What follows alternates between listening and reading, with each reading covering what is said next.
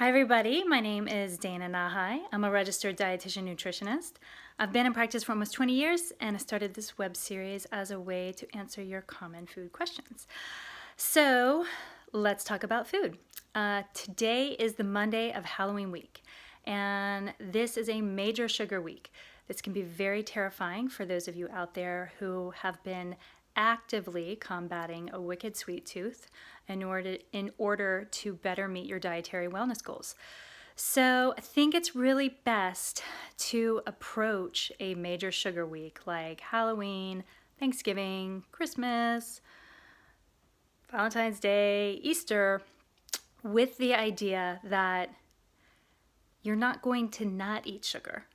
So what are your minimum entry points into dietary wellness this week? Okay, so one of the things that we have talked a lot about in this series is this idea of how much produce you should be eating, okay? And that is one of your first and most important counter tools to get you through this major sugar week, okay? So it's a busy week most likely, especially if you have kids. There's a lot of excitement, there's a lot of energy in the home, and as soon as you open up one of those bags of janky Halloween candy and smell it, you're going to be immediately renegotiating in your mind how many Snickers make a healthy morning snack. So, minimum entry to health on Halloween week includes making sure that half of all of your meals and snacks are produce, okay? Broken record, have you heard me yet? So this means, I can't do this now, I shoot this on my phone, but this means two hands together side by side. One hand is the volume of your produce for any given meal, okay? One hand is also a snack, so half of that, your palm, is gonna be your produce. Produce, produce, produce, okay? Lots of natural fiber that are gonna help to slow down your digestion, even when you're indulging in the Snickers, the Twix, the Kit Kat, whatever it is that you're into, okay? So number one, lots of produce. Number two, protein. Okay, I don't talk a lot about protein because protein's kind of been beaten into all of our heads over the years. But each meal needs to have a concentrated source of protein. Okay, if you eat meat, if you're a carnivore, I prefer it to be lean protein. Okay, especially on a week, if you're gonna be eating a lot of sugar, you wanna get as many healthy aspects to your plate as you can. Okay, so lean protein or beans, seafood, tofu, or dairy, okay?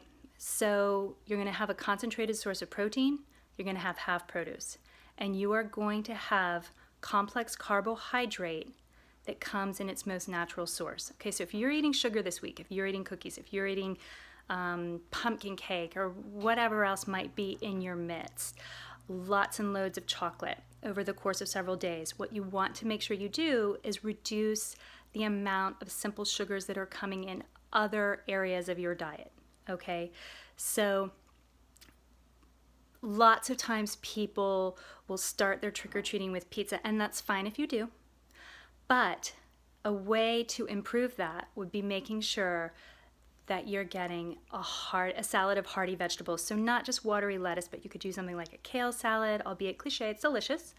You could do something like a savory slaw that's not creamy, that has some nuts and seeds inside of it, maybe some chopped egg as well for more protein.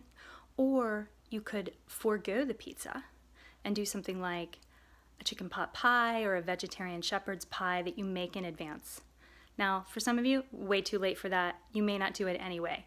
So instead of 4 slices of pizza and trick-or-treating with your kids, let's try for 1 or 2 slices of pizza, a whole lot of hearty salad, trick-or-treating with your kids. Okay, now let's talk about the candy, because it's already in your home. You might be smelling it. Like I said, it's having its way with you, perhaps. I'm not a big candy eater, but I do know that for those of my clients who are, it's intense, and it might be very intense for you this week. So how are you gonna handle it? Okay, you're gonna handle it with your produce, you're gonna handle it with your protein, and you're going to make sure that you do not engage in more than one candy experience a day. Okay, so I know that sounds ridiculous, but that's how I want you to think about it, is I want you to think not by how many pieces you're having in the day, but I want you to have it by experience, okay? So if you're allowing yourself 3 pieces, if you're allowing yourself 5 pieces, that's it. One go, no more, draw a line in the sand, okay? What happens after Halloween?